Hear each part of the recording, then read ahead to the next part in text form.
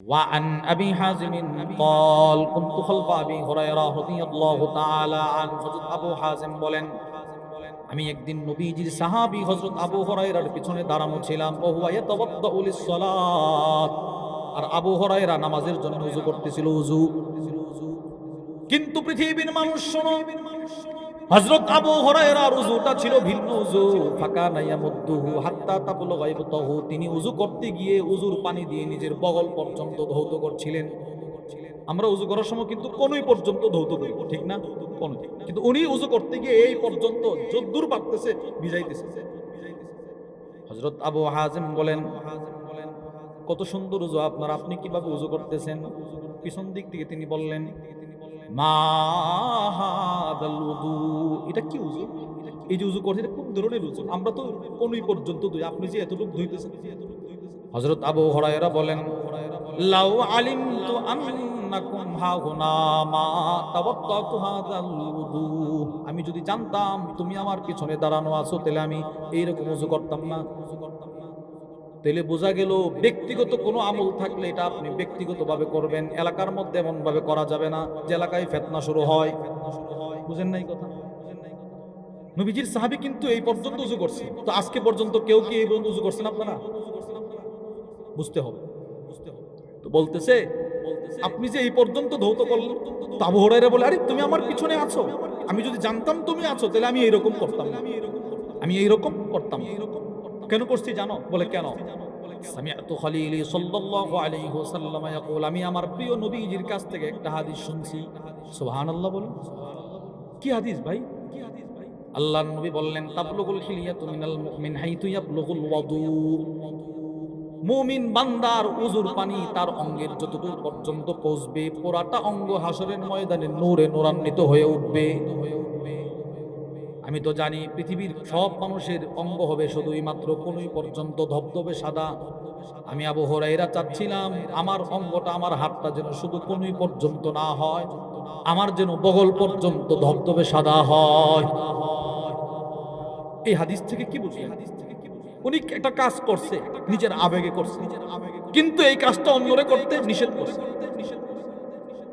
যদি প্রত্যেকটা আমলি সুন্নাত অনুযায়ী হয় তো যেই দেশে যেই সুন্নাত চলমান এটার বিরোধিতা করা উচিত নয় দৃষ্টান্ত আপনি সৌদি আরব থেকে আসছেন এবার আপনি মসজিদে নামাজ পড়তে গেছেন দেখছেন সবাই আস্তে আমিন বলে কারণ আপনি একটু নিজের ক্রেডিট দেওয়ার জন্য আমিন করে জোরে চিৎকার মারলেন নিশ্চিত আপনার প্রথম দিনের জোরে আমিন সইনা দুই চার জনের নামাজে ব্যাঘাত করবে কি রে কে আওয়াজ করবে হবে এটা না না যদি আস্তে আমিন বললে নামাজ একেবারে নাই হতো তো না আপনারটা ঠিক ছিল যেহেতু এই এলাকাতে এটা চলতেছে আপনি এলাকাতে নিজে মাতব্বরি করে নিজের থেকে না এটা আমি করি আপনারাও করেন শাস্তুলে বসে বসে করেন করেন একদিন আমার একজন বলে কি জানেন আপনারা তো কাফের হয়ে গেছেন আমার একজন কেমনে রে আপনারা আমিন বলেন না সাধারণ একটা ছেলে সাধারণ সৌদি আরব থেকে আসছে সাধারণ ও মনে করছে আমিন বললে মুসলমান আর আমিন জুড়ে না বললে কাফের নাউজুবিল্লাহ বলেন না সে এখনো জীবিত আছে তার সাথে আমার প্রতিদিন কমসে কম সাক্ষাৎ হয় সেইটার জন্য অনুতপ্ত হয়েছে এই যে জনসাধারণ তাদের ভিতর একটা প্যাচ লাগানো এইটা থেকে নিজেকে বিরত রাখা যদি সুন্নাত অনুযায়ী আমলটা চলে থাকে বাস আমি এটার বিরোধিতা করতে পারব আমি নিজের থেকে নিজে একা একটা আমারটাই চাপিয়ে দেওয়া হোক আমারটা সকলে করো না এটা করা যাবে হযরত আবু হুরায়রা বলেন তুমি যদি এখানে আসো আমি জানতাম তাহলে আমি এইভাবে ওযু করতাম না কেন জানেন শুনেন কেন কারণ আমি এখানে ওযু করছি তুমি বলবা নবীর সাহাবী বগল পর্যন্ত হাত ধৌত করছে বাস তুমি কি এক মসজিদে বগল পর্যন্ত হাত ধৌত করবা আরেকজন বলবে দেখছো এত বড় তাহাবী বগল পর্যন্ত হাত ধৌত করছে তো ওই মুসল্লির সকলে বগল পর্যন্ত ধৌত করবে এক পর্যায়ে আবু হুরায়রা মারা যাবে মুসলিম মারামারি লাগবে এই আমরা নবীর কাছ থেকে শুনছি কোন তুমি বগল তো এবার বলবো আমি আবু হুরায়রা দেখছি এজন্য হযরত আবু হুরায়রা সূক্ষ্ম একটা কথা বলছে ভাই তুমি এখানে আছো যদি এটা আমি জানতাম তুমি এখানে আছো যদি এটা আমি জানতাম তাহলে আমি এইভাবে ওযু করতাম আল্লাহুম্মা সাল্লি আলা মুহাম্মাদিন ওয়া আলা আলি মুহাম্মাদ কামা সাল্লাইতা আলা ইব্রাহিম ওয়া আলা আলি ইব্রাহিম إنك حميد مجيد اللهم بارك على محمد وعلى آل محمد كما باركت على إبراهيم وعلى آل إبراهيم إنك حميد مجيد الحمد لله আমাদের সকলের শ্রদ্ধাভাজন প্রিয় ভাই হযরত মাওলানা মুফতি সালাহ উদ্দিন হাফিজাহুল্লাহর প্রতিষ্ঠিত হোলি কোরআন আদর্শ মাদ্রাসা এন্ড স্কুলের উদ্যোগে আয়োজিত আজকের চতুর্থ বার্ষিক ওয়াজ ও দোয়ার মাহফিলের মুহতারাম সদর সভাপতি উপস্থিত হযরত উলামায়ে কেরাম, দূর দূরান্ত থেকে আগত কালিমায়ে তয়্যিবার সোনালী সুতায় গ্রথিত ধর্মপ্রাণ মুসলমান ভাইরা, পর্দার আড়ালের মা বোনেরা, আল্লাহ রব্বুল আলামিনের দরবারে অসংখ্য অগণিত শুকর যে আল্লাহ আমাদেরকে অত্যন্ত ভালোবেসে দ্বীনের এই মজমায় আসার বসার তৌফিক দান করেছেন। এজন্য আমরা সকলেই দিল থেকে শুকরগুজার হয়ে পড়ি আলহামদুলিল্লাহ। আপনারা সেই মাগরিবের পর থেকে উলামা ইকরামের জবান থেকে গুরুত্বপূর্ণ নসিহত শ্রবণ করতেছিলেন। আমার পরেও অনেক বড় বড় উলামা ইকরাম আছেন, ওনারা কথা বলবেন।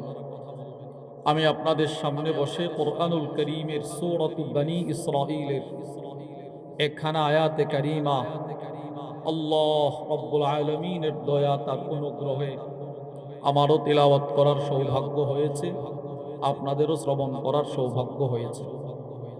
এই আয়াতে কারীমার অংশকে সামনে নিয়েই কোরআন হাদিসের আলোকে গুরুত্বপূর্ণ একটি বিষয়ে কিছু কথা বলার আশা রাখি। ওমা তৌফিকি ইল্লা বিল্লাহ। আল্লাহ রব্বুল আলামিন বলনেওয়ালা শ্রবণ করনেওয়ালা উভয়কে আমল ইখলাসের সাথে বলার শ্রবণ করার তৌফিক দান করেন, আমিন। প্রিয় ভাইরা আমার পঠিত আয়াতে আল্লাহ রব্বুল আলামিন আল্লাহর রাসূলকে বলেন, আকিমিস সালাতা লিদুলুকিশ শামসি ইলা গাসাকিল লাইল।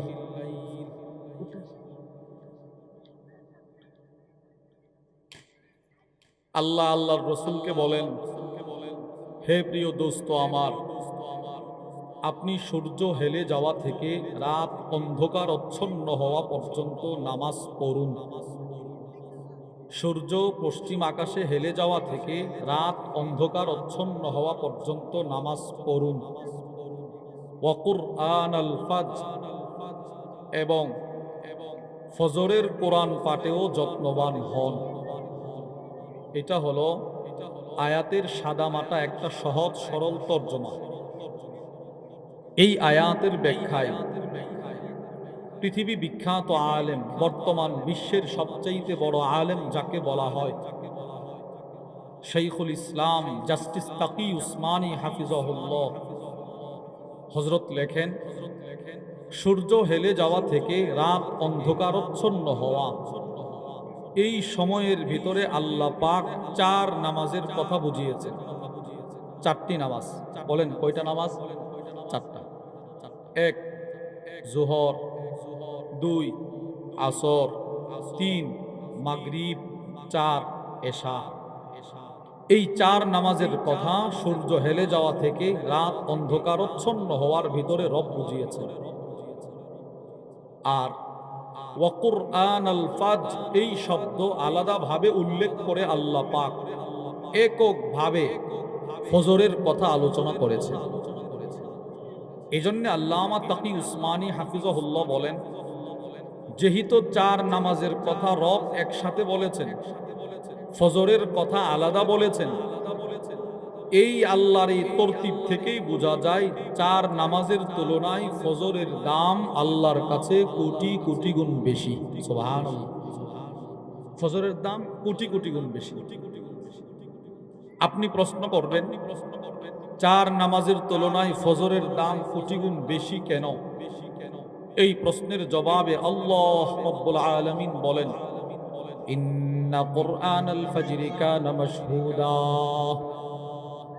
ফজরের দাম কেন বেশি জানো? ফজরের সময় ফেরেশতাদের মহা সমাবেশ হয়ে থাকে। সুবহানাল্লাহ। কি সেই সমাবেশ? কতজন ফেরেশতার সমাবেশ? সমাবেশটা কি সেটা শোনেন। এই আয়াতের ব্যাখ্যায় মুসলিম শরীফের বর্ণনায় রাসূলুল্লাহ সাল্লাল্লাহু আলাইহি ওয়াসাল্লাম বলেন, ওয়া আন আবি হুরায়রা রাদিয়াল্লাহু তাআলা আনহু ক্বাল, হযরত আবু হুরায়রা রাদিয়াল্লাহু তাআলা আনহু থেকে বর্ণিত, তিনি বলেন, قال رسول الله صلى الله عليه وسلم يتعاقبون فيكم ملائكة بالليل وملائكة بالنهار। নবীজি সাল্লাল্লাহু আলাইহি ওয়াসাল্লাম বলেন, রাতে দিনে যত ফেরেশতা যত কাজে নিয়োজিত আছে সকলেই একের পর এক আসা যাওয়া করতে থাকে। সুবহানাল্লাহ। যত ফেরেশতা যত কাজে নিয়োজিত আছে সব ফেরেশতা রাত দিন আসা যাওয়া করতে থাকে। প্রশ্ন, কত ফেরেশতা কত কাজে নিয়োজিত? এই প্রশ্নের জবাবে আল্লামা ইমাম জালালউদ্দিন সুয়ুতি রাহিমাহুল্লাহ তার বিখ্যাত কিতাব আল হাবাইক ফি আখবারিল মালাইক, ওই কিতাবের মধ্যে নিয়ে এসেছেন ইমাম সুয়ুতির বক্তব্য। তিনি বলেন, কি পরিমাণ ফেরেশতা দিনে আসে, কি পরিমাণ ফেরেশতা রাতে আসে একটু বোঝার জন্য তিনি বলেন, জমিনে যতটা দুর্বা আছে, দুর্বা এই যে আপনারা বসছেন চটের নিচে কিন্তু দুর্বা আছে, প্রত্যেকটা দুর্বার সাথে আল্লাহ পাক একজন করে ফেরেশতা নিযুক্ত করে রেখেছেন। তো শুধু এই মাঠটার খেয়াল করেন তো, এই মাঠে কি পরিমাণ দুর্বা আছে। আপনার গবাদি পশু আপনার উপকারের জন্য এই দুর্বাগুলো রব সৃষ্টি করেছেন, ওই দুর্বাগুলোকেও হেফাজত করার জন্য রব ফেরেশতা নিযুক্ত করে রেখেছে। তো এখানেই কি পরিমাণ ফেরেশতাদের সমাগম। এবার পুরা কুট্টাপাড়া এলাকায় কি পরিমাণ দুর্বা আছে, কি পরিমাণ গাছ আছে।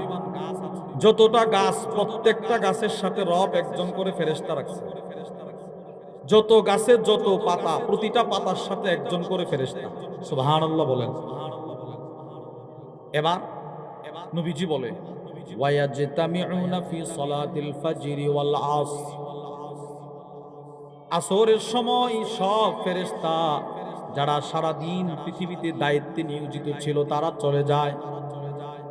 আরেক দল ফেরেশতা প্রত্যেকটা দায়িত্ব বন্টন যাকে যে দায়িত্ব দেওয়া হলো তারা চলে আসে। এবার এই ফেরেশতারা সারা রাত দায়িত্ব করে ফজরের সময় চলে যায়। ফজরের সময় আরেক দল ফেরেশতা আসে। আল্লাহর নবী বলেন, এই দুই দলের আসা যাওয়া একত্রিত হয় ফজরের নামাজের সময়। সুবহানাল্লাহ। এই এই আবু তুমি দাও, এই জানে কথা বলতে এরা বড় কথা না বল। একদল ফেরেশতা আসে আর একদল যায়, দুনো দলের একত্রিত সমাবেশটা হয় ফজরের সময়। নবীজি বলেন, সুম্মা ইয়ারুজুল্লাযীনা বাতু ফীকুম, যারা সারা রাত তোমাদের হেফাজতের দায়িত্বে নিয়োজিত ছিল যেই ফেরেশতারা, তারা যখন আকাশে যায় রব্বুল আলামিন তাদেরকে প্রশ্ন করে, ফায়াসআলুহুম রাব্বুহুম ওয়া হুয়া আ'লামু বিহিম। আল্লাহ বলেন, এই ফেরেশতারা, তোমরা যখন পৃথিবী থেকে আসছিলা তখন আমার বান্দাদেরকে কোন হালতে দেখে আসছিলা? ফেরেশতারা বলে, আল্লাহ, আমরা যখন ফজরের সময় আকাশের দিকে আসছিলাম তাকায় দেখেছি আপনার বান্দারা ফজরের নামাজে দাঁড়িয়ে দাঁড়িয়ে সেজদা দিয়ে দিয়ে আপনার কুদরতি পায়ে কান্নাকাটি করতেছে। সুবহানাল্লাহ। এই কারণে আল্লাহ বলেন, চার নামাজের তুলনায় ফজরের দাম কোটি গুণ বেশি। তাহলে আমরা একটা আয়াত থেকে বুঝলাম ফজরের দাম চার নামাজের তুলনায় কম না বেশি। এবার আসেন আমরা হাদিস থেকে শুনব। হাদিস থেকে ফজরের গুরুত্ব আমরা বুঝবো দুই ভাবে। এক, নবীজির বক্তব্যের মাধ্যমে আমরা বুঝবো ফজরের গুরুত্ব কতটুকু। দুই, নবীজির কর্মের মাধ্যমে আমরা বুঝবো ফজরের গুরুত্ব কতটুকু। বক্তব্যের মাধ্যমে বোঝার দৃষ্টান্ত মুসলিম শরীফের বর্ণনা, وعن أبي هريرة رضي الله تعالى عنه قال হযরত আবু হুরায়রা থেকে বর্ণিত তিনি বলেন ক্বালা রাসূলুল্লাহ সাল্লাল্লাহু আলাইহি ওয়াসাল্লাম আল্লাহর নবী বলেন ইন্না আতকালা সালাতিন আলাল মুনাফিকিন সালাতুল ইশা'i ওয়াল ফাজর আল্লাহর রাসূল বলেন আমার উম্মতের ভেতরে যারা মুনাফিক এদের কাছে সবচাইতে কঠিন ভারী নামাজ হলো ফজরের নামাজ আর এশারের নামাজ। মুনাফিক ফজর পড়তে পারে না, মুনাফিকের জন্য ফজরের নামাজ বড় কষ্টের, বড় ভারী নামাজ। এই হাদিস থেকে আপনি কি বুঝলেন? নবীজি এখানে জোহরের কথা বলে নাই, মাগরিবের কথা বলে নাই, আসরের কথা বলে নাই, ফজরের কথা রাসূল কেন বললেন? নবীজি উম্মতকে বুঝাইতে চাচ্ছেন উম্মত ফজরের দাম কিন্তু আল্লাহর কাছেও বেশি, আমার কাছেও বেশি। তাহলে আমরা নবীজির বক্তব্যের মাধ্যমে বুঝলাম ফজরের গুরুত্ব চার নামাজের তুলনায় কম না বেশি? এবার আসেন নবীজির কর্মের মাধ্যমে আমরা বুঝব। তিরমিজি শরীফের বর্ণনা وعن أنس بن مالك رضي الله تعالى عنه قال হযরত আনাস ইবনে মালিক থেকে বর্ণিত তিনি বলেন আন্না রাসূলুল্লাহ সাল্লাল্লাহু আলাইহি ওয়াসাল্লাম কানা ইয়ামুরু বিবাবি ফাতিমা সিত্তাতা আশহুর। হযরত আনাস বলেন আল্লাহর নবী 6 মাস ফজরের নামাজ যখন পড়ানোর জন্য মসজিদের দিকে যাইতেন, নবীজি মসজিদে যাওয়ার আগে নিজের মেয়ে ফাতেমার ঘরের দরজার সামনে দাঁড়ায়া থাকতেন। সুবহানাল্লাহ বলেন। নবীজি রাসূল তো ফজরের ইমামতি করার জন্য যাইতেন, কিন্তু যাওয়ার আগে নিজের মেয়ের ঘরের সামনে রাসূল দাঁড়ায়া থাকতেন। দাঁড়িয়ে দাঁড়িয়ে কি বলতেন জানেন? আল্লাহর রাসূল ডেকে ডেকে বলতেন ইয়া আহলাল বাইত, হে আমার পরিবার, হাসান, হুসাইন, ফাতেমা, আলী, উঠো উঠো, ফজরের সময় কিন্তু চলে যাচ্ছে। সুবহানাল্লাহ। দেখছেন নবীজির কাজটা কি? রাসূল তো ইমাম, নবীজি মেয়ের ঘরের দরজার সামনে দাঁড়ায়া নিজের নাতি নতকর, নিজের মেয়ের জামাতারে ডাকতেছেন, উঠো ফজর পড়ো, উঠো। হুজুর এখান থেকে আপনি ফজরের গুরুত্ব বুঝলেন কিভাবে? এটা আপনাদেরকে একটু বোঝাই, এই কথাটা খেয়াল করে শুনতে হবে। যিনি নিজের মেয়ের ঘরের দরজার সামনে দাঁড়িয়ে সতর্ক করতেছেন তিনি কে? হযরত মুহাম্মদ সাল্লাল্লাহু আলাইহি ওয়াসাল্লাম। সবাই পড়েন না সাল্লাল্লাহু আলাইহি ওয়াসাল্লাম, নবীজি। আচ্ছা, যিনি দাঁড়িয়ে দাঁড়িয়ে ডাকতেছেন তিনি হলেন এই কায়নাতের সর্বশ্রেষ্ঠ মানুষ। সুবহানাল্লাহ বলেন। নবীর চাইতে শ্রেষ্ঠ, নবীর চাইতে শ্রেষ্ঠ কেউ ছিল না, কেউ নাই, কেউ আসবে না। বলেন আমার নবীর চাইতে শ্রেষ্ঠ কেউ ছিল? আরে জোরে বলেন না, কেউ ছিল? ভবিষ্যতে আসার কোনো সম্ভাবনা আছে? নাই। পৃথিবী বিখ্যাত আলেম আল্লামা আব্দুল ফাত্তাহ আবু গুদ্দা রাহিমাহুল্লাহ তার বিখ্যাত কিতাব আর রাসূলুল মুআল্লিম ওয়া আসালিবুহু ফিত তা'লিম, ওই কিতাবের মধ্যে লেখেন লাম ইয়াকুন ফি আসরির রাসূল ওয়া মা দানা তারফাই মান কারাবাহু ফি ফাদলি ওয়া লা দানাহু ফি কামালি। নাই নাই নাই, নবীর জমানার আগের জমানাতেও কোনো মানুষ নবীর মতো শ্রেষ্ঠ ছিল না, নবীর জমানাতেও কেউ নবীর মতো শ্রেষ্ঠ ছিল না, নবীর পরেও কিয়ামত পর্যন্ত কেউ নবীর মতো শ্রেষ্ঠ হবে না। সুবহানাল্লাহ।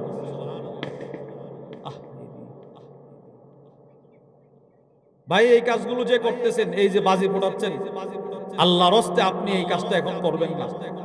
আপনার জন্য আরো দিন আছে, আপনি আগামীকালকে যত ইচ্ছা বাজি ফোটান। মেহেরবানি করে এখানে আলোচনা চলছে, বড় বড় উলামা ইকরাম আসবে, এটা আমাদের এলাকার মান সম্মান নষ্ট হবে। এইগুলো ফাসেক ফুজ্জারের কাজ।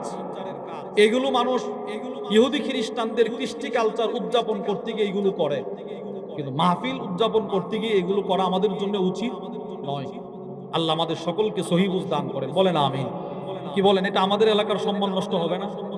অনেক বড় বড় উলামা ইকরাম আসবেন দূর থেকে, আমিনা এলাকার, ওনারা যখন বয়ান করবে হুট করে একটা বাজি করবে, আতশবাজি করবে, উনি তো লাভ দিয়ে উঠবে। এগুলো মানুষের সমস্যা হয়। যেই করতেছে সে কারো না কারো সন্তান। আপনি আল্লাহর রাস্তে নিজের সন্তানকে থামান। তো নবীজি সাল্লাল্লাহু আলাইহি ওয়াসাল্লাম যিনি সতর্ক করতেছেন তিনি কায়নাতের সর্বশ্রেষ্ঠ। স্বয়ং নবীজি নিজে বলেন ইন্নাল্লাহা ফাদ্দালানি আলাল আমবিয়া, আদম থেকে ঈসা সমস্ত নবীদের উপরে আল্লাহ আমাকে শ্রেষ্ঠত্ব দিয়েছেন। বুঝছেন? তিনি নিজের মেয়ের ঘরের দরজার সামনে দাঁড়ানো। তাহলে আমরা কি বুঝলাম? যিনি ফজরের নামাজের জন্য সতর্ক করতেছেন তিনি কায়নাতের সর্বশ্রেষ্ঠ। বলেন, তিনি কায়নাতের সর্বশ্রেষ্ঠ। এবার দেখেন, যাদেরকে সতর্ক করতেছেন তারাও কিন্তু শ্রেষ্ঠ। এক নাম্বার হযরত ফাতেমা রাদিয়াল্লাহু আনহা, বুখারীর বর্ণনা। একদিন হযরত ফাতেমা নবীজির কাছে, রাসূল যেইভাবে হাঁটে ওইভাবে হেঁটে হেঁটে নিজের বাবার কাছে আসছে, নবীজির কাছে বসছে। আম্মাজান আয়েশা বলেন, হয়তো ডান দিকে বসছে অথবা বাম দিকে বসছে, হয়তো ডান দিকে বসছে অথবা বাম দিকে বসছে। নবীজি নিজের মেয়েকে কানে কানে দুইটা কথা বলছে। প্রথম কথাটা বলার পর হযরত ফাতেমা হাউমাউ করে কান্না শুরু করছে, বুখারীর বর্ণনা। কতক্ষণ কান্নাকাটি করার পর নবীজি আবার ডাক দিয়েছে, গোপন আরেকটা কথা বলছে। এই কথাটা বলার পর হযরত ফাতেমা মুস্কি মুস্কি হাসি শুরু করছে। এবার আম্মাজান আয়েশা বলে, স্বামী আমার কথা বলে নিজের মেয়ের সাথে কি বললো রে গোপনে গোপনে? হযরত ফাতেমারে প্রশ্ন করলো, আজকের মতো আনন্দ আপনাকে আর কখনো হতে দেখি নাই, আবার আজকের মতো দুঃখ কষ্ট ভারাক্রান্ত হৃদয়ে আপনাকে আর কখনো দেখি নাই। আম্মাজান আয়েশা ফাতেমা রাদিয়াল্লাহু আনহাকে বলতেছে, আপনি হাসি দিলেন, এত সুন্দর হাসি, এই সুন্দর হাসি আর আগে কখনো দেখি নাই। কাঁদলেন, এমন কান্না, এইরকম কান্না আর আগে কখনো দেখি না, বিষয়টা কি? তো হযরত ফাতেমা বলে, বিষয় একটা আছে, কিন্তু এটা এখন বলা যাবে না। রাসূল যতদিন জীবিত থাকবে আমি ততদিন বলতে পারবো না। নবীজির ইন্তেকালের পর আম্মাজান আয়েশা আস-সিদ্দিকা রাদিয়াল্লাহু তাআলা আনহা বলেন, ফাসআলতুহা, আমি হযরত ফাতেমাকে আবার প্রশ্ন করলাম, ওই যে কয়েক মাস আগে আপনি হাসছিলেন কাঁদছিলেন, বলেন নাই তো কিছু, বলেন না সেটা কি? তখন হযরত ফাতেমা বলে, নবীজি প্রথমে আমার কানে কানে নিয়ে বলছে, মা আমি আর পৃথিবীতে বেশি দিন থাকবো না, আমি চলে যাব। আমার চলে যাওয়ার পর সর্বপ্রথম আমি নবীজি চলে যাব পৃথিবীতে, আর বেশি দিন বাঁচবো না। এটা বলার পর আমি আমার আব্বা চলে যাবে কান্না শুরু করছিলাম। কান্নাকাটি করার পর নবী আবার আমারে ডাক দিয়ে বলতেছে, শোনো, আমি আমার পৃথিবী ছেড়ে চলে যাওয়ার পর সর্বপ্রথম আমার পরিবার থেকে যে আমার সাথে জান্নাতে মিলিত হবে সে হবে তুমি। তখন আমি হাসি শুরু করছি, হ্যাঁ আমি আমার আব্বার সাথে মিলিত হব। তখন জিবরিল এসে বলতেছে আল্লাহর নবীকে, ইয়া রাসূলুল্লাহ, শুধু আপনার মেয়ে আপনার সাথে জান্নাতে মিলিত হবে না, আপনার এই মেয়ে ফাতেমা সাইয়্যিদাতু নিসাই আহলিল জান্নাহ, কিয়ামত পর্যন্ত যত মুমিনা নারী জান্নাতে প্রবেশ করবে সমস্ত নারীদের সরদারনি হবে আপনার মেয়ে। কি বুঝলেন? যিনি রাসূলের মেয়ে তিনিও শ্রেষ্ঠ না? শ্রেষ্ঠ না? কি পরিমাণ শ্রেষ্ঠ? জান্নাতি রমণীদের সরদারনি একজন। দ্বিতীয় তৃতীয় হাসান হুসাইন, এই দুজন হলো সাইয়্যিদা শাবাবি আহলিল জান্নাহ। আপনারা আগামীকাল জুমাতেও শুনবেন, খতিব সাহেব বলবে সাইয়্যিদা শাবাবি আহলিল জান্নাহ। জান্নাতে যত যুবক প্রবেশ করবে প্রত্যেক যুবকের সরদার হবে দুইজন, হাসান হুসাইন। সুবহানাল্লাহ। 4 নাম্বার হযরত আলী রাদিয়াল্লাহু আনহু, তিরমিজি শরীফের বর্ণনা। وعن عبد الله بن عمر رضي الله تعالى عنهما قال آخى رسول الله صلى الله عليه وسلم بين أصحابه। হযরত আব্দুল্লাহ ইবনে ওমর বলেন, সাহাবাদের জামাত যখন মক্কা থেকে হিজরত করে মদিনায় আসলেন, নবীজি একজন মক্কাওয়ালাকে মদিনাওয়ালার সাথে ভাই বানায়া দিচ্ছিলেন। তুমি আজ থেকে তার ভাই, এই মদিনাওয়ালা তার বাড়ি ঘর নাই, সে তোমার ভাই। নবীজি একজনকে আরেকজনের ভাই বানায়া দিতেছে। এবার হযরত আলী বলেন, রাসূল তো সব সাহাবীকে ভাই বানায়া দিলেন, কিন্তু আমার বন্টনে কোনো মদিনাওয়ালা নাই, আমার কোনো ভাই নাই। ফাকুলতু ইয়া রাসূলুল্লাহ, হযরত আলী বলতে লাগলেন, ইয়া রাসূলুল্লাহ আখাইতা বাইনা আসহাবিক, আপনি আপনার সব সাহাবাদেরকে ভাই ভাই বানায়া দিলেন, আমার তো কোনো ভাই বানাইলেন না। মূলত আর মদিনার কেউ নাই, বুঝছেন? মানে মক্কা থেকে যারা আসছে একজন মদিনাওয়ালার সাথে নবীজি ভাই বানিয়ে দিতেছে। তার ভরণ পোষণের দায়িত্ব সব তোমার, তুমি আসো তুমি আসো, তোমরা দুইজন। আলী একা পড়ছে, আলীর ভাগ্যে কেমন? সাহাবী বলে হযরত আলী রাদিয়াল্লাহু আনহু চোখের পানি ছেড়ে কান্না শুরু করছে। নবীজি ঠিক সেই মুহূর্তে আলীকে ডাক দিয়ে বলে, আলী কাঁদবা না, আনতা আখি ফিদ দুনিয়া ওয়াল আখিরাহ, তুমি আমার ভাই দুনিয়াতেও, তুমি আমার ভাই জান্নাতেও। আমি আপনাদেরকে 4টা হাদিস শোনাইলাম। কেন শোনাইলাম? যিনি দরজার সামনে দাঁড়িয়ে সতর্ক করতেছেন তিনি হলেন কুল কায়নাতের সর্বশ্রেষ্ঠ, আল্লাহর পরে যার মর্যাদা। যেই 4 জনকে তিনি সতর্ক করতেছেন 4 জন শ্রেষ্ঠ।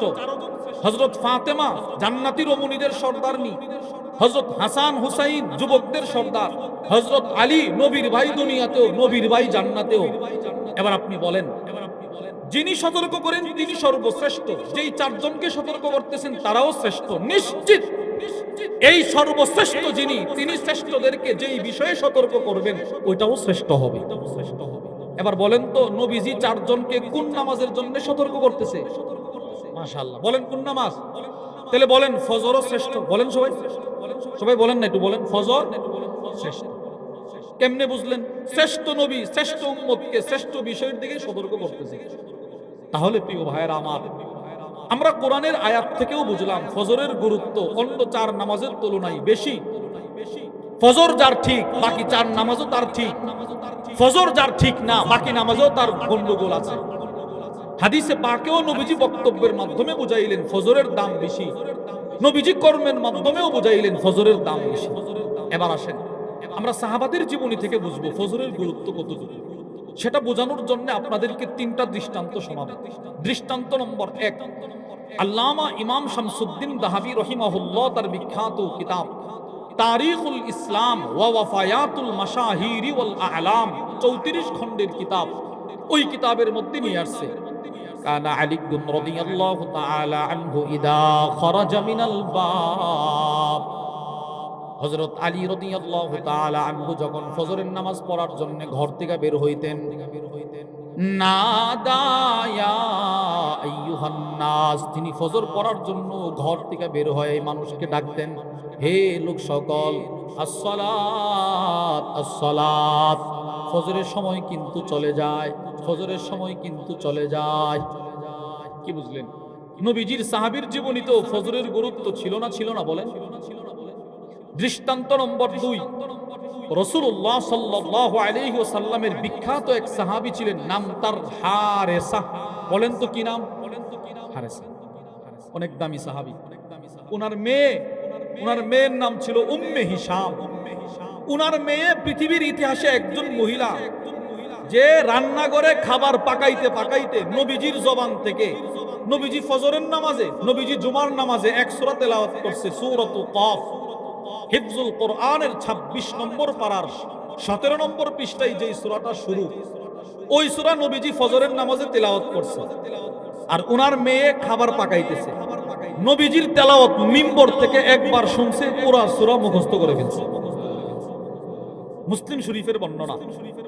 وعن أم هشام قالت لقد كان تنبرنا وتنبر رسول الله صلى الله عليه وسلم سنة أو بعض سنة। হযরত উম্মে হিশাম বলে 1 বছর কিংবা 1.5 বছর, দীর্ঘ 1.5টা বছর আমাদের ঘরের চুলা আর নবীজির ঘরের চুলা ছিল এক চুলা। এর মানে আমাদের ঘরের খাবার আর নবীজির ঘরের খাবার একটা চুলাতেই পাকানো হতো। আপনি প্রশ্ন করবেন নবীজির ঘরের চুলা আর তাদের চুলা এক হলো কিভাবে? এটা প্রশ্ন মনে মনে আসে। নবীজির ঘরের চুলা আর তাদের ঘরের চুলা এক হলো কিভাবে? এই প্রশ্নের জবাবে পৃথিবী বিখ্যাত আলেম আল্লামা শামসুদ্দিন মুহাম্মদ ইবনে আহমদ উসমান আদ-দাহাবি তার বিখ্যাত কিতাব সিয়ার ও আ'লামিন নুবালার মধ্যে নিয়ে এসেছেন, রাসূলুল্লাহ সাল্লাল্লাহু আলাইহি ওয়াসাল্লাম মদিনাতে আসার পর যখনই নবীজি বিবাহ করে, এই মহিলার বাপ হযরত হারেসা তিনি তার একটা ঘর নবীকে হাদিয়া দিয়ে দেন। নবীজি আরেক বিবাহ করছে তো তিনি আরেকটা ঘর হাদিয়া দিয়ে দিয়েছেন। নবী আরেক বিবাহ করছে, তিনি তার আরেক ঘর দিয়ে দিয়েছেন। সুবহানাল্লাহ বলবেন? একটু চিন্তা করেন তো, এটা কি মামুলি বিষয় মনে করছেন? নিজের অনেকগুলো ঘর নবীকে একদম হাদিয়া দিয়ে দিয়েছে। এটা আল্লাহর নবী আপনার জন্য হাদিয়া, আমার কোনো ইয়ে নাই, আপনারই দিয়ে দিয়েছে। নবীজির বিবিরা আসছে, এবার ওনার মেয়ে চিন্তা করলো নবীর বিবিরা হলো আমাদের আম্মা জান, ওনারা আমাদের ঘরে আইসা ওনাদের খাবার পাক করবে, এটা আমি সহ্য করতে পারবো না। নবীর খাবারগুলো ওনার মেয়ে নিজেই নিজের চুলাতে পাকাইতেন। সুবহানাল্লাহ। ওই খাবার পাকাইতে গিয়ে নবীজি মসজিদে নববীতে তেলাওয়াত করতেন আর তিনি খাবার পাকাইতেন। তিনি বলেন আমি শুধুই মাত্র সূরাতুল কফটা নবীজির তেলাওয়াত শুনে মুখস্থ করে ফেলছি। এই মহিলা সাহাবীর বাবার নাম ছিল হযরত হারেসা। ইনি জিন্দেগীর শেষ জীবনে অন্ধ হয়ে গেছিলেন, চোখে কিছু দেখতেন না। বয়সের ভারে আল্লামা ইমাম ইবনুল কাইয়্যিম রাহিমাহুল্লাহ তার বিখ্যাত কিতাব তুহফাতুল মাওদুদ বিআহকামিল মাওলুদ ওই কিতাবের মধ্যে লেখেন 40 এর পর মানুষ ধীরে ধীরে দুর্বল হতে থাকে। 40 বছর অতিবাহিত হওয়ার পর মানুষ দুর্বল হতে থাকে। এই মানুষটা আর কখনো সবল হতে পারে না। দিন যত যাবে দুর্বলতা তাকে চতুর্দিক থেকে গ্রাস করবে, তাকে মিসমার করে দিবে, তাকে ধ্বংস করে দিবে। আল্লামা ইমাম ইবনুল কাইয়্যিমের বক্তব্য অনুযায়ী মানুষ যখন বুড়া হয় তখন তার চোখের পাওয়ারও কমে যায়, হাতের নড়াচড়াও কমে যায়, হাত অটোমেটিক নড়াচড়া করে, নিজের হাত নিজে নিয়ন্ত্রণ করতে পারে না। হাত আছে দেখতেছে, হাত একটা আছে দেখতেছে, নড়তেছে কাঁপতেছে, কিন্তু এটাকে তিনি থামাইতে পারেন। রব দুর্বল করে দেয়। তো নবীজির এই সাহাবী শেষ জীবনে অন্ধ হয়ে গেছিলেন, চোখে দেখতেন না। এখন দেখেন, উনি চিন্তা করলো জোহরের সময় তো যে কারো সাহায্যে আমি মসজিদে নববীতে গিয়ে নামাজ পড়তে পারবো, আসরের সময় যে কেউ আমারে নিয়ে যাবে, মাগরিবের সময় যে কেউ নিয়ে যাবে, এশারের সময়ও যে কেউ নিয়ে যাইতে পারে, কিন্তু আমি তো অন্ধ মানুষ। ফজরের সময়, মানুষের ঘুমের সময়, গাফলতের সময়, যদি আমাকে ফজরের সময় কেউ মসজিদে না নিয়ে যায় আর আমার জিন্দেগির একটা ফজর ছুটে যায়, আমি আল্লাহর সামনে মুখ দেখাবো কিভাবে? এই টেনশন মাথায় নিয়ে নবীর এই সাহাবী একটা রশি কিনছে। রশির একটা মাথা মসজিদে নববীর একটা খুঁটিতে বাঁধছে, আর রশির আরেকটা মাথা নিজের ঘরের দরজায় বাঁধছে। এবার যখন মসজিদে নববী থেকে ফজরের আজান শুরু হয়ে যায়, তো সাহাবী রশি ধরে ধরে একা একা ফজর যেন না ছুটে মসজিদে চলে যায়।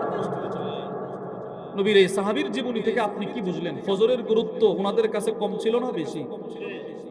দৃষ্টান্ত নম্বর 3, মুওয়াত্তা লিল ইমাম মালিকের বর্ণনা।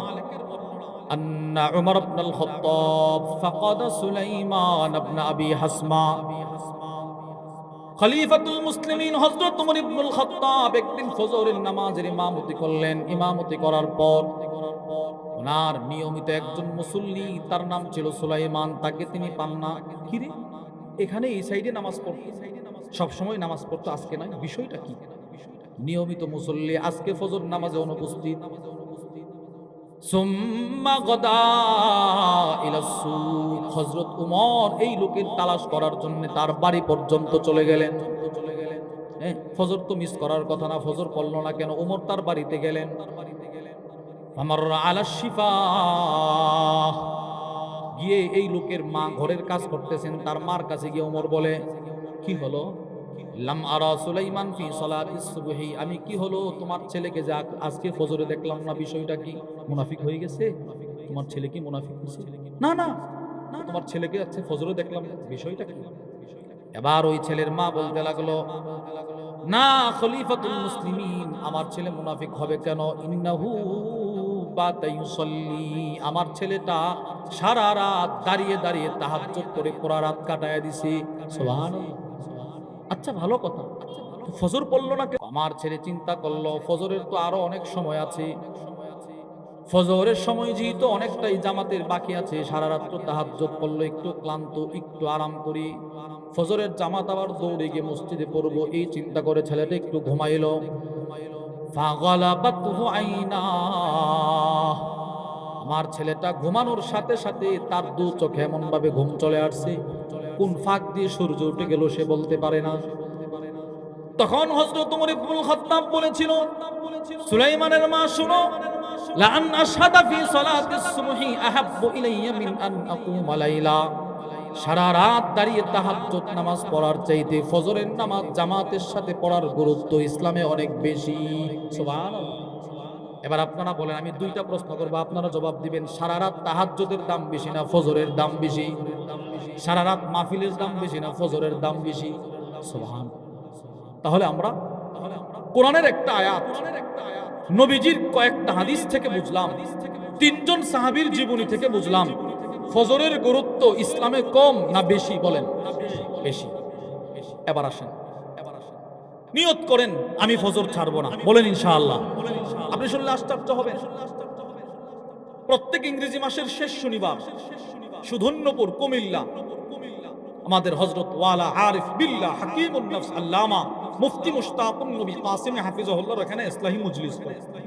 পুরো বাংলাদেশ থেকে দূর দূরান্ত থেকে হাজার হাজার দিন প্রিয় মুসলিম, কেউ ফ্যামিলি নিয়েও যায়, মহিলাদেরও বয়ান হয়, তো এমনিতে যায় হাজার হাজার কয়েক হাজার মানুষ প্রতি মাসে একত্রিত হয়। গত ইসলাহি মজলিসে কুমিল্লার এক ছেলে, আমাদের প্রিয় ভাই, তার নাম হারুন, তিনি ঢাকা স্টাফ কোয়ার্টারের পাশেই থাকে, লাকসাম তার বাড়ি। হযরত মাওলানা মুফতি আনিসুর রহমান আশরাফি হাফিজাহুল্লাহ হযরতের খাদেম ওই লোককে আমার সাথে পরিচয় করাই দিয়েছে। হঠাৎ করে পরিচয় করাই দিয়েছে, কথা বলতে, সে বলতেছে, হুজুর আপনাদের দোয়ার বরকতে, হযরতের অক্লান্ত পরিশ্রমে আমাদের মহল্লার মসজিদে আলহামদুলিল্লাহ ফজরের জামাতের মুসল্লির সংখ্যা 501 জন। আবার আমার বাড়ি, আপনার বাড়ি, আপনার এলাকা, আমার এলাকার মহল্লার মসজিদে ফজরের জামাতের মুসল্লির সংখ্যা কত হাজার? কয়েকজন। চিন্তা করেন, 501 জন। তাদের একটা গ্রুপ আছে, ফজর ক্যাম্পিং করে। এজন্য ফজরের গুরুত্ব নিজেও বোঝা, নিজের পরিবারকেও বোঝানো, ফজর পড়তে হবে। বলেন ফজর কি করতে হবে? এবার আপনি ফজর পড়তে গেলে দেখেন আপনার লাভগুলো কি। আমি সংক্ষেপে বলে শেষ করে দিচ্ছি। 1 নাম্বার, আপনি যখন ফজর পড়বেন উযু করতে হবে না? উযু, আরে উযু করা লাগে না আমাদের? এখন তো ঠান্ডার মৌসুম। নবীজি বলেন, মুসলিম শরীফের বর্ণনা, وعن أبي هريرة رضي الله تعالى عنه قال حضرت أبو هريرة থেকে বর্ণিত, তিনি বলেন, قال رسول الله صلى الله عليه وسلم, আল্লাহর নবী বলেন, আলা আদুল্লুকুম আলা মা ইয়ামহুল্লাহু বিহিল খাতায়া ওয়া ইয়ারফাউ বিহিদ দারাজাত। আল্লাহর রাসূল বলেন, ও সাহাবারা, আমি কি তোমাদেরকে একটা এমন আমলের কথা বলে দিব যে আমলগুলো তোমার জিন্দেগীর গুনাহগুলো মিটিয়ে দিবে, জান্নাতে তোমার মর্যাদা বাড়ায় দিবে। সুবহানাল্লাহ। কিসে আমল? নবীজি বলে, 1 নাম্বার, আমার কোন উম্মত যদি উযু করে, উযু ইসবাগুল wudu আলাল মাকারি, কষ্ট হওয়া সত্ত্বেও যদি উযু করে, কষ্ট হওয়া সত্ত্বেও উযু করার অর্থ কি? মিরকাতুল মাফাতিহের মধ্যে আল্লামা মোল্লা আলী কারি রাহিমাহুল্লাহ বলেন, শীতের দিন ফজরের উযু, এখন শীতের দিন, ফজরের সময় পানি গরম না ঠান্ডা থাকে? নবীজি বলেন, এই ঠান্ডা পানি দিয়ে আমার উম্মত উযুটা করতে দেরি, জান্নাতে তার মর্যাদা ধাপ ধাপ বাড়তে দেরি হবে। প্রশ্ন, হুজুর জান্নাতের মর্যাদার কি অর্থ? জান্নাতের মর্যাদা মানে কি? এটা নবীজি বলেন, জান্নাতের এক এক মর্যাদা হলো মা বাইনাদ দারাজাতাইন কামা বাইনাস সামাই ওয়াল আরদ, জমিন থেকে আকাশের দূরত্ব যতটুকু, জান্নাতের এক একটা মর্যাদা এর চাইতে বেশি। এটা হলো উযু। আপনি যে উযু করছেন, উযু করার সময় আপনি কোনই পর্যন্ত হাত ধৌত করছেন, নবীজি বলেন আমার উম্মতের উযুর পানি যতদূর পর্যন্ত পৌঁছে পুরাটা জায়গা হাসরের ময়দানে নূরে ঝলমল করতে থাকবে। মুসলিম শরীফের বর্ণনা, وعن أبي حازم قال كنت خلف أبي هريرة رضي الله تعالى عنه, আবু হাজিম বলেন, আমি একদিন নবীজির সাহাবী হযরত আবু হুরায়রার পিছনে দাঁড়ানো ছিলাম। ও হুয়া ইয়াতাওয়াদ্দাউ লিস-সালাত, আর আবু হুরায়রা নামাজের জন্য ওযু করতেছিল। ওযু কিন্তু পৃথিবীর মানুষ শোনো, হযরত আবু হুরায়রার ওযুটা ছিল ভিন্ন ওযু। ফাকানা ইয়ামুদ্দুহু হাত্তা তাবলুগা ইবতাহু, তিনি ওযু করতে গিয়ে ওযুর পানি দিয়ে নিজের বগল পর্যন্ত ধৌত করছিলেন। আমরা ওযু করার সময় কিন্তু কোনই পর্যন্ত ধৌত করি, ঠিক না? কোনই, কিন্তু উনি ওযু করতে গিয়ে এই পর্যন্ত যদ্দূর পারতেছে ভিজাইতেছে। হযরত আবু হাজিম বলেন, কত সুন্দর ওযু আপনার, আপনি কিভাবে ওযু করতেছেন? পিছন দিক থেকে তিনি বললেন, মা হাদাল ওযু, এটা কি ওযু? এই যে ওযু করতে, এটা কোন ধরনের ওযু? আমরা তো কোনই পর্যন্ত ধুই, আপনি যে এতটুকু ধুইতেছেন। হযরত আবু হুরায়রা বলেন, লাউ আলিমতু আন্নাকুম হাহুনা মা তাওয়াদ্দাতু হাযাল ওযু, আমি যদি জানতাম তুমি আমার পিছনে দাঁড়ানো আছো, তাহলে আমি এইরকম ওযু করতাম না। তাহলে বোঝা গেল ব্যক্তিগত কোনো আমল থাকলে এটা আপনি ব্যক্তিগতভাবে করবেন, এলাকার মধ্যে এমন ভাবে করা যাবে না যে এলাকায় ফিতনা শুরু হয়। বুঝেন নাই কথা? নবীজির সাহাবী কিন্তু এই পর্যন্ত উযু করছে, তো আজকে পর্যন্ত কেউ কি এই পর্যন্ত উযু করছেন আপনারা? বুঝতে হবে। তো বলতেছে আপনি যে এই পর্যন্ত ধৌত করলেন, তো আবু হুরায়রা বলে, আরে তুমি আমার পিছনে আছো, আমি যদি জানতাম তুমি আছো তাহলে আমি এইরকম করতাম না, আমি এইরকম করতাম। কেন করছি জানো? বলে কেন? সামিআতু খলিলি সাল্লাল্লাহু আলাইহি ওয়াসাল্লাম ইয়াকুল, আমি আমার প্রিয় নবীজির কাছ থেকে একটা হাদিস শুনছি। সুবহানাল্লাহ বলুন। কি হাদিস ভাই? আল্লাহর নবী বললেন, তাবলুগুল হিলিয়াতু মিনাল মুমিন হাইতু ইয়াবলুগুল ওয়াদু। মুমিন বান্দার উজুর পানি তার অঙ্গের যতদূর পর্যন্ত পৌঁছবে, পুরাটা অঙ্গ হাসরের ময়দানে নূরে নূরান্বিত হয়ে উঠবে। আমি তো জানি পৃথিবীর সব মানুষের অঙ্গ হবে শুধুই মাত্র কোনই পর্যন্ত ধবধবে সাদা। আমি আবু হুরায়রা চাচ্ছিলাম আমার অঙ্গটা, আমার হাতটা যেন শুধু কোনই পর্যন্ত না হয়, আমার যেন বগল পর্যন্ত ধবধবে সাদা হয়। এই হাদিস থেকে কি বুঝলেন? উনি একটা কাজ করছে, নিজের আবেগে করছে, কিন্তু এই কাজটা অন্যরে করতে নিষেধ করছে। যদি প্রত্যেকটা আমলি সুন্নত অনুযায়ী হয়, তো যেই দেশে যেই সুন্নত চলমান এটার বিরোধিতা করা উচিত নয়। দৃষ্টান্ত, আপনি সৌদি আরব থেকে আসছেন, এবার আপনি মসজিদে নামাজ পড়তে গেছেন, দেখছেন সবাই আস্তে আমিন বলে, কারণ আপনি একটু নিজের ক্রেডিট দেওয়ার জন্য আমিন করে জোরে চিৎকার মারলেন, নিশ্চিত আপনার প্রথম দিনের জোরে আমিন সই না, 2-4 জনের নামাজে ব্যাঘাত করবে। কিরে কে আওয়াজ করবে? হবে এটা না। যদি আস্তে আমিন বললে নামাজ একেবারে নাই হতো, তো না আপনারটা ঠিক ছিল। যেহেতু এই এলাকাতে এটা চলতেছে, আপনি এলাকাতে নিজে মাতব্বরি করে নিজের থেকে, না এটা আমি করি আপনারাও করেন, শাস্তুলে বসে বসে করেন করেন। একদিন আমার একজন বলে কি জানেন, আপনারা তো কাফের হয়ে গেছেন। আমার একজন, কেমনে রে? আপনারা আমিন বলেন না। সাধারণ একটা ছেলে, সাধারণ সৌদি আরব থেকে আসছে, সাধারণ, ও মনে করছে আমিন বললে মুসলমান, আর আমিন জুড়ে না বললে কাফের। নাউজুবিল্লাহ বলেন না। সে এখনো জীবিত আছে, তার সাথে আমার প্রতিদিন কমসে কম সাক্ষাৎ হয়, সেইটার জন্য অনুতপ্ত হয়েছে। এই যে জনসাধারণ, তাদের ভিতর একটা প্যাচ লাগানো, এইটা থেকে নিজেকে বিরত রাখা। যদি সুন্নত অনুযায়ী আমলটা চলে থাকে, বাস আমি এটার বিরোধিতা করতে পারবো। আমি নিজের থেকে নিজে একা একটা আমারটাই চাপিয়ে দেওয়া হোক, আমারটা সকলে করো না, এটা করা যাবে।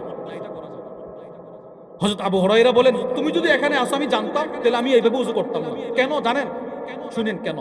কারণ আমি এখানে উযু করছি, তুমি বলবা নবীর সাহাবী বগল পর্যন্ত হাত ধৌত করছে, বাস তুমি কি এক মসজিদে বগল পর্যন্ত হাত ধৌত করবা। আরেকজন বলবে, দেখছো এত বড় তাহাবী বগল পর্যন্ত হাত ধৌত করছে, তো ওই মুসল্লির সকলে বগল পর্যন্ত ধৌত করবে।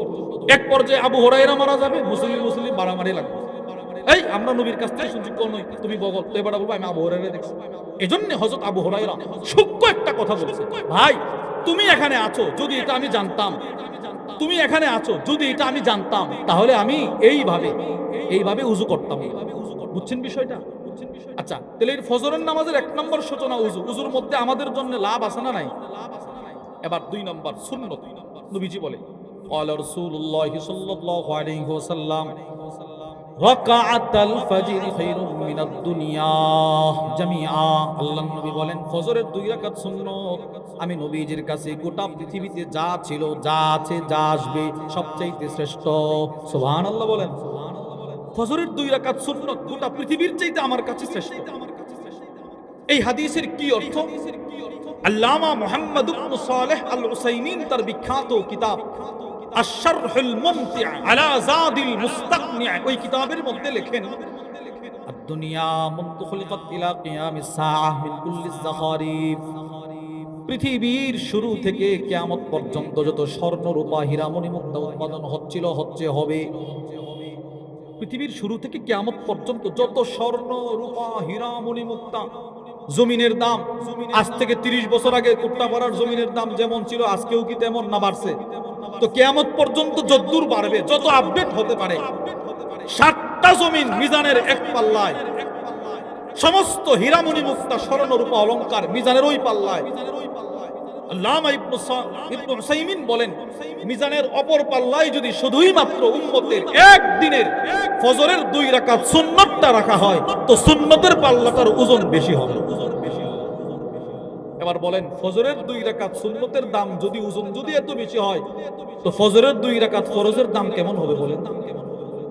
মুসলিম শরীফের বর্ণনা قال رسول الله صلى الله عليه وسلم আল্লাহর নবী বলেন মান সাল্লাল ফজর ফি জামাআহ যে ব্যক্তি ফজরের নামাজ জামাতের সাথে আদায় করবে ফাহুয়া ফি দিম্মাতিল্লাহ যে ব্যক্তি ফজরের নামাজ জামাতের সাথে আদায় করবে রাসূল বলেন ওই ব্যক্তি সরাসরি আল্লাহর জিম্মায় চলে যাবে। সুবহানাল্লাহ। বলেন তো ফজর যে জামাতে পড়বে সে কার জিম্মায় যাবে? সবাই একটু বলেন কার জিম্মায়? আল্লাহ। আল্লাহর জিম্মায় যাওয়ার 3টা অর্থ বলেন। আল্লাহর জিম্মায় যাওয়ার কয়টা অর্থ? অনেক দামি দামি অর্থ। যদি মনে চাই যে আমার 3টাই দরকার তো আপনি নেবেন ফজর পড়ে। 1 নাম্বার মান সাল্লাল ফজর ফি জামাআ ফাহুয়া ফি দিম্মাতিল্লাহ আই ফি হিফজিল্লাহ। পৃথিবী বিখ্যাত মুহাদ্দিস আল্লামা ইব্রাহিম কুরতুবী তার বিখ্যাত মুসলিম শরীফের ব্যাখ্যা গ্রন্থ আল মুফহিম লিমা আশকালা মিন তালখিস কিতাবি মুসলিম ওই কিতাবের মধ্যে লেখেন মান সাল্লাল ফজর ফি জামাআ ফাহুয়া ফি দিম্মাতিল্লাহ আই ফি হিফজিল্লাহ। ফজরের নামাজ যে পড়লো সে আল্লাহর হেফাজতে, তার ব্যবসা আল্লাহর হেফাজতে, তার চাকরি আল্লাহর হেফাজতে, তার রোড ঘাটে চলাফেরা আল্লাহর হেফাজতে, তার দোকান আল্লাহর হেফাজতে। সুবহানাল্লাহ বলেন। সব আল্লাহর হেফাজতে, সব। এখন দ্বিতীয় অর্থ হলো একটা প্রশ্নের জবাব। আপনি প্রশ্ন করবেন হুজুর আপনি না বললেন ফজর যে পড়লো সে আল্লাহর জিম্মায় চলে গেছে, সে আল্লাহর হেফাজতে চলে গেছে। তো আমরা তো দেখছি বহুত ফজর পড়নেওয়ালা ফজরের নামাজ পড়ার পরেও রোড অ্যাক্সিডেন্ট করে মারা যায়। মারা যায় না? মারা যায় না? তো আল্লাহর জিম্মায় গেল কোত্থেকে? সে যদি আল্লাহর জিম্মায় যাইতো তো সে মরলো কেন? আল্লাহ তার হেফাজত করলো না কেন? এটা প্রশ্ন। হুজুর ফজরের নামাজ পড়ার পর সে খেতে কাজ করতে গেছে, বজ্রপাতে মারা গেছে। তো ফজর যদি পড়েই থাকে তো সে বজ্রপাতে মারা গেল কেন? এই প্রশ্নের জবাবে আল্লামা ইব্রাহিম কুরতুবী তিনি লেখেন তখন হাদিসের দ্বিতীয় অর্থ হবে মান সাল্লাল ফজর ফি জামাআ ফাহুয়া ফি দিম্মাতিল্লাহ আই ফি আমানিল্লাহ। ফজরের নামাজ আল্লাহর যেই বান্দা আদায় করার পর সে যদি স্বাভাবিক হালতেও মারা যায়, রোড অ্যাক্সিডেন্ট করেও যদি মারা যায়, আল্লামা ইব্রাহিম কুরতুবী বলেন তার লাশ যখন কবরে নামানো হয় আল্লাহ পাক তখন একটা ডাক দিয়ে বলবে বান্দা তুমি দুনিয়াতে 10 মিনিটের জন্য ফজর আমাকে দিয়ে আসছো, এখন তুমি জান্নাত পর্যন্ত আমি রবের নিরাপত্তায় চলে আসছো। তুমি দিয়েছো আমাকে 10 মিনিট, শুধু 10 মিনিট, আমি রব তোমাকে কবরের নিরাপত্তা দিয়ে দিলাম, আমি রব তোমাকে হাসরের নিরাপত্তা দিয়ে দিলাম, আমি রব তোমাকে মিজানে নিরাপত্তা দিয়ে দিলাম, আমি রব তোমাকে ফুলসেরাতেও নিরাপত্তা দিয়ে দিলাম। সুবহানাল্লাহ বলেন না? এবার বলেন ফজর নামাজ পড়লে কবরে আমার নিরাপত্তা আছে না নাই? নিরাপত্তার একটা চিত্র শুনেন, শুধু একটু চিত্র। নিরাপত্তাটা হবে কিভাবে? সিলসিলাতুল আহাদিসিস সহিহার বর্ণনা قال رسول الله صلى الله عليه وسلم আল্লাহর নবী বলেন ইন্নাল মাইয়িতা ইযা বুদিআ ফি কবরি যখন কোন মানুষের ইন্তেকাল হয়, তার লাশ যখন কবরে নামানো হয়, ফা ইন কানা মুমিনা ওই লাশওয়ালা যদি মুমিন হয়, মুমিন বলেন কি হয়? বলেন কি হয়? প্রশ্ন হুজুর মুমিনকে ফজর পড়লো যে, হুজুর মুমিনকে যোহর পড়লো যে, হুজুর মুমিনকে আসর মাগরিব এশা পড়লো যে, সে হলো মুমিন। সে কি? তাহলে নামাজ যে পড়ে না সে মুমিন? সে মুসলমান। মুসলমান আর মুমিনের মধ্যে আকাশ জমিন ব্যবধান। বিসমিল্লাহির রহমানির রহিম ক্বালাতিল আ'রাবু আমান্না কুল লাম তুমিনু ওয়ালাকিন কুলু আসলামনা। শুধু কালিমা পড়ছে, বাজারে বন্দরে দোকানে পাটে শুধু বসে বসে কথা বলে, নামাজ পড়ে না, সে মুসলমান। সে যে নামাজ পড়ে নাই এই অপরাধে তাকে জাহান্নামে যাওয়া লাগবে।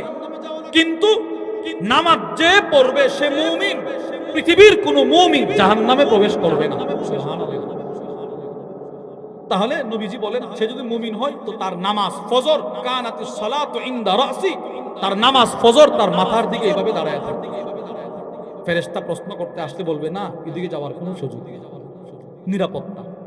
সর্বশেষ হাদিসের তৃতীয় অর্থ, আপনি বলবেন হুজুর যেই লোক ফজর পড়লো সে তো কবরে গিয়ে আল্লাহর নিরাপত্তায় চলে গেল, এখন যে তার একটা পরিবার আছে সেলিম বাজারে তার একটা ছোট্ট দোকান আছে, সরাইল বাজারে তার একটা দোকান আছে, এখানে একটা দোকান আছে। লোকটা তো মারা গেল, ছেলেগুলো অবুঝ, মেয়ে আছে একটা বিবাহের উপযুক্ত, এই মেয়েটার বিবাহের ব্যবস্থা কে করবে? বাপ থাকলে তো ভালো জায়গা দিতে পারতো। এইগুলো দায়িত্ব কে নিবে? আল্লামা ইব্রাহিম কুরতুবী বলেন, রব তখন ওই কবরওয়ালাকে বলবে, তুমি টেনশন করবা না, তোমার মেয়েটাকে উপযুক্ত জায়গায় বিবাহ দেওয়ার দায়িত্ব আমি স্বয়ং রবের। তোমার এই দোকান পাট সবকিছুর জিম্মাদারি আমি রবের। যাও। তাহলে বলেন, ফজর নামাজ পড়লে আমার দুনিয়া আখিরাত সব আছে না নাই? বলেন, নিয়ত করেন ফজর পড়বো তো ইনশাআল্লাহ। আল্লাহ আমাদের সকলকে ফজরের নামাজ মরণ পর্যন্ত জামাতের সাথে আদায় করার, জিন্দেগীর শেষ নামাজটাও দাঁড়িয়ে দাঁড়িয়ে আদায় করার তৌফিক দান করেন, আমিন।